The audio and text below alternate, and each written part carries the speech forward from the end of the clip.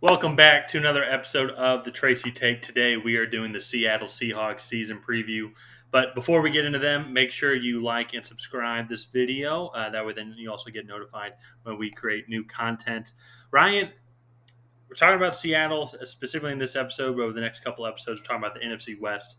And you can make a legitimate argument that the NFC West is the most competitive division. Yeah. Also, could be the first division where all four teams that could make the playoffs now with the expansion of the playoffs. Hmm. And I really think it's going to actually all hinge on the Seattle Seahawks. I Yeah. think they are probably the weakest team now, which is interesting because they kind of dominated the early part of the 2010s. But people get older, guys move on via free agency or retire. So I'm really curious to hear your thoughts and this conversation on how Seattle's going to do this year. Yeah. So Seattle to me is an interesting one. To me, the biggest thing that they needed to address going into this offseason was their offensive line, and they kind of failed to do it.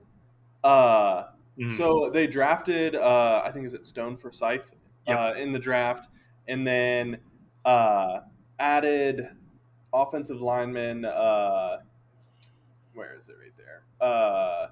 Gabe Jackson Mhm. from the Raiders. And those are nice pieces, I guess. Stone Forsyth is a later round pick. He's going to take time to develop. But other than that, their offensive line is really the same.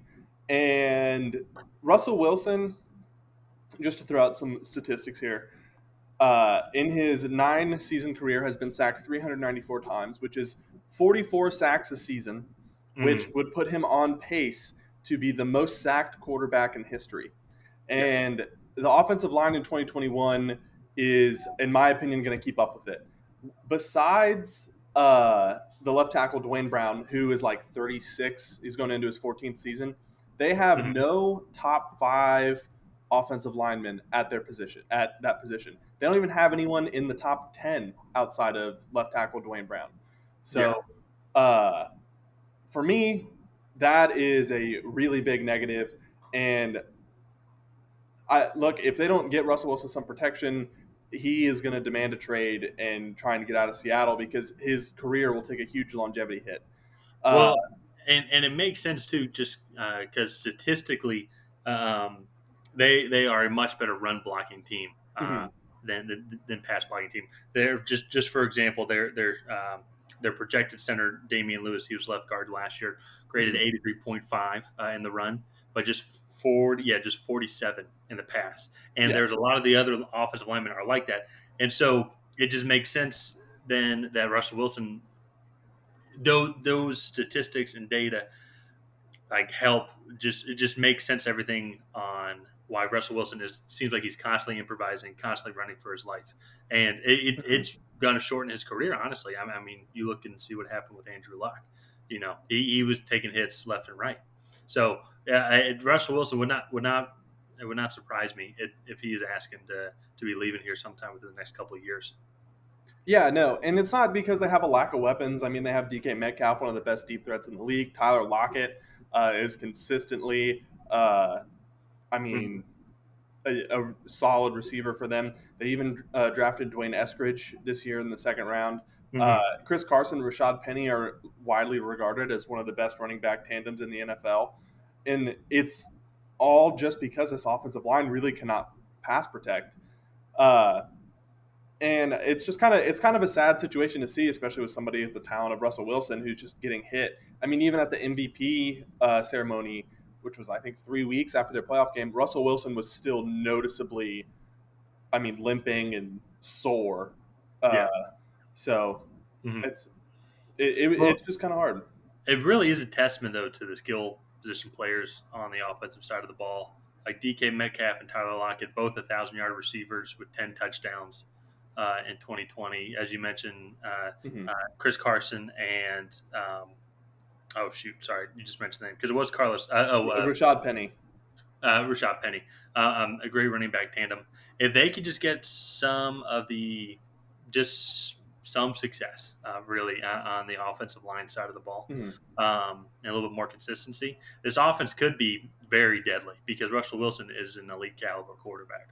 Yeah, no, definitely. I do want to go ahead and then take a minute and talk about some of the defensive struggles that I am a little concerned with. Hmm. Mainly in the secondary, they lost uh, Shaquem Griffin because Shaquille Griffin was the one without a hand. Shaquem Griffin, who was their number one overall corner, and then they also lost Quentin Dunbar, who was their number two corner, and they got Akila Witherspoon from the 49ers, and that was really about it to replace it. So the secondary to me is a big question mark, even with guys like Jamal Adams in the safety position. Hmm. It's uh, still a huge question mark for me. Their pass rush has not been the same that it has been for a while. For me, I think the Seattle Seahawks are kind of trending down on the defensive side of the ball, which it kind of stinks to say, especially because they're not really going to have an offense that I feel like is going to be able to grind out games. They're going to Yeah, have a high flying offense yeah. and trying to get the ball down the field. So, interesting strategy. So I don't know. Well, I think some of that too is with only having three draft picks, they kind of hamstrung themselves to, Yeah. to not really being able to do too much, and they did acquire some other pieces. Like they did lose Jaron Reed, who had 6.5 sacks for them last year, but they were Mhm. able to replace him with Al Woods, and so I think your fire alarm just scared my dog. Oh, Yeah. Um, sorry. no. It's okay. It was kind of funny. But anyways, yeah, the defense, it's not the Legion of Boom type defense that we're going Yeah. to be used to seeing. Hmm. The games that Seattle was winning last year felt like they were having to put up 30 plus points Yeah. to win those games. I think actually even the game against your Patriots last year was a back and forth offensive game, which is Yeah. not very Was saying a usual. lot Yeah, well, because it's the not New very England usual Patriots offense for those sucked two last teams. year. Yeah, yeah.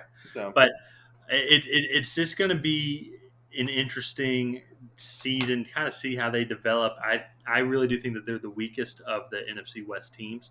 no, I Now, definitely agree. in their benefit, though, the NFC West is the weaker of the two conferences. I think there is still an outside shot. Yeah. Well, not an outside shot. I'd say there's still a pretty good shot for them to make the playoffs. Like it is still Russell Wilson in this offense Yeah. with great skill position players. They can still put So, up points. so one of the things that I also want to point out, I guess, before we get into the schedule, that it will be contradictory when we get into the schedule, but Pete Carroll has not had a losing season since 2011, and their roster has been under heavy criticism for what, like 4 years now, ever since they lost the Super Bowl in 2015 and the Legion of Boom kind of dismantled or got older. I A little mean, bit, yeah. uh, so it's.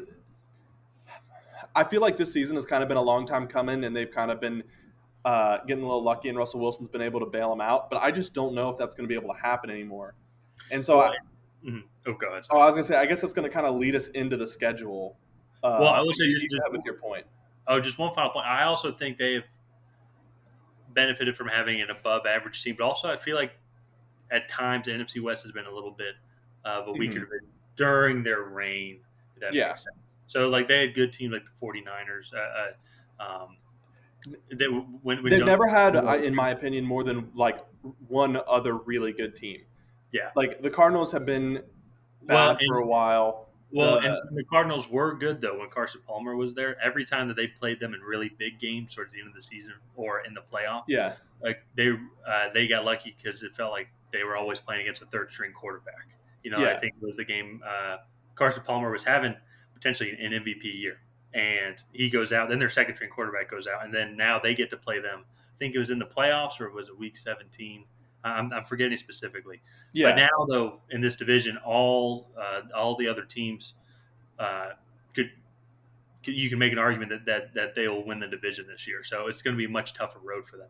Yeah, and that kind of brings me into the schedule. I think the Seahawks have a pretty tough schedule this year. Hmm. So I did make this chart, this image that you guys are going to see on the screen before Carson Wentz went out with the Colts. We did it before we did all 32 teams, but I do have them losing their first 5 games because they have to go to Indianapolis, then they play Tennessee, to Minnesota, to San Francisco, and then they play the Rams in week 5.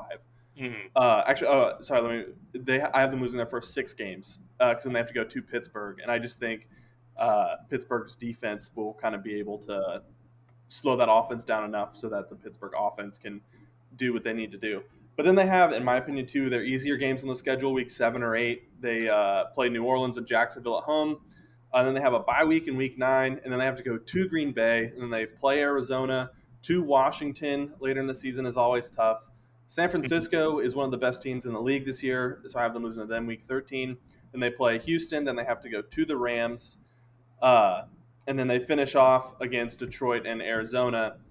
And I have them overall going 5-12, but 1-5 in the division. And I just think this division is just too good for them. I think that the Seahawks have, or the division has finally outgrown the Seahawks, and I think it'll really show this year. Well, especially when I look at the schedule, I'm thinking of how good is the defensive line on the other teams, and Hmm. they play a lot of teams with pretty solid defensive lines. Even the Saints have Cam Jordan, and we went over the Saints video a Yeah, couple of days ago. But still, they still have a pretty solid defensive line that can give that offensive line some troubles. So, yeah. and then going to within the division, obviously the 49ers and the Rams have one of the best defenses in the league with great defensive pieces in Aaron Mhm. Darnold, and you have uh, Aaron Donald. It's not Darnold. dang it. All right, I'm used to saying Sam Brown. I apologize, but yeah, it's. I think it's gonna be a tough road for them. I think 5-12 is probably the floor. I think the Yeah, ceiling would be around 10-7, eking out some games, having a little better yeah. division record. But I I predict them to be just below 500. That's probably what. That's so. I was about to say that I kind of tied it into the beginning of our season review section, but I think this will be Pete Carroll's first season without a winning record since 2011. I Their roster to me is just not that talented. Like it's just Yeah, not. It's just not that good. And so if Russell Wilson is really that great and he can cover up that many holes, then so be it. But I mean, they're asking him to do a lot, especially and over a longer season than what he's usually done. They're asking a lot of him. yeah, So yeah. I agree. anyway, but all right, I think that's going to do it for this episode of the Tracy Take. Thank you guys for making it this far. If you have not already, please go ahead and hit the subscribe button and the little notification bell right next to it so we can send you guys a message every time we post a video. Thank you.